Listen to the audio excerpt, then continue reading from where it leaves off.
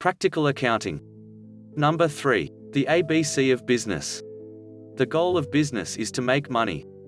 Investing small money, expecting a return.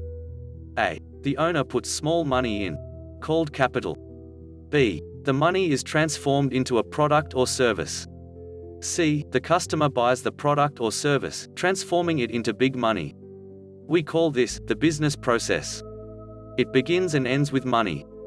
Small money in, for big money out. When the money out is bigger than the money in, we have made money. Wealth is created. When the money out is smaller than the money in, we have lost money.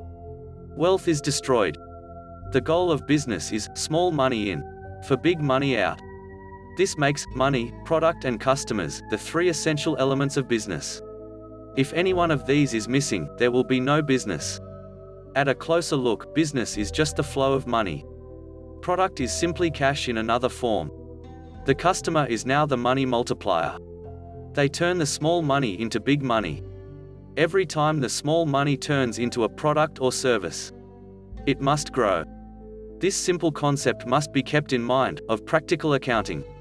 Then everything becomes really easy to grasp. Another business tip from learnaccountingfast.com.